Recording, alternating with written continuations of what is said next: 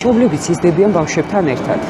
მშობელს მაგაშორის ეგ მიდგომა არ აქვს და თulis რომ მე როგორ უნდა გავიზარდო პატარა რა უნდა მასწავლოს. აი წერმა ბრძანეთ რომ ეკოლოგიასთან დამოკიდებულება ახლანდელი თაობის. მე თამამად ვამბობდა არ მწვენი ამის რომ ჩემმა შვილმა მასწავლა ძალიან ბევრი რამე. პირველ რიგში მასწავლა ზებრაზე გადასვლა. მასწავლა ავტობუსში ასვლისთანავე ბილეთის აღება, მასწავლა ნაგვის ურნის მოძებნა, ან სახლში წაღება რაღაცა, თუნდაც ნაყინის პარკის ან რაღაც ნებისმიერ რაღაცის რომ მამა ეს არ შეიძლება.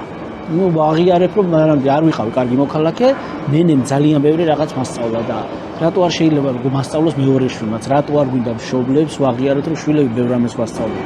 იცით რა არის, მე მგონი ბალანს მართალია ეს, მე მგონი ბალანსი არის. ნახე ჩემი შვილები მაგალითად ბევრ რაღაცაზე, ისეთ რაღაცაზე ბანძლებენ თქვათ რჩევასაც, ან ისეთ რაღაცას უარყოფენ უცბად ჩემსას, თქვათ რომ ეს ესე არა და მე გაფიქრებს, ანუ გამოდის რომ გაწონასწორებენ საბოლოო ჯამში რეალობასთან და იმდენად მნიშვნელოვანია მათი აზრი, შეიძლება ისინი ვერ ხვდებიან, რომ ჩემთვის ძალიან მნიშვნელოვანია. შეიძლება ძალიან ბევრი მოздით და მე ვცდილობ რომ მეც ჩემი თავი დავიმკვიდრო მათთან ერთად და ისე არ არის რომ უკვე აწიმათიციან ყველაფერი, ესეც არ არის. თქვათ ვერ გადაკლაპავენ, მაგრამ მცდელობა არის, ხო? აუცილებლად არის. ამის ძალიან დიდი მცდელობა, იმიტომ რომ რაღაც ასაკში გონია შენ რომ ყველაფერი იცი.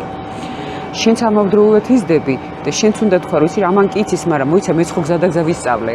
და აი ამ ჭიდილში და აი ამ იმაში ძალიან თან მშობლებს ალბათ გამოცდილებაც გვიმაგრებს, იმიტომ რომ იმ ასაკში ვიყავით, ის მიდგომები ჩვენს ჰქონდა, ეხლა იგივე ჩემი შვილის გარდაეხის ასაკი.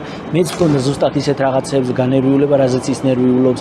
მეც მეგონა რომ აი რატომ აძლევს მამა, თქვათ, რატომ მეუბნება რომ ეს არ არის კარგი, მე ხო ვიცი, მეც მეგონა ეგრე. და ეს გამოცდილება რო გვიმაგრებს ზურგს, სწორად თუ გამოვიყენებთ ამ გამოცდილებას, უკვე შვილებთან ურთიერთობაც გაგვიოლდება. და ის მეგობრობა, რომელიც პატარა ასაკიდან მოდის, ამ გარდატეხის ასაკში არ დაინგრევა.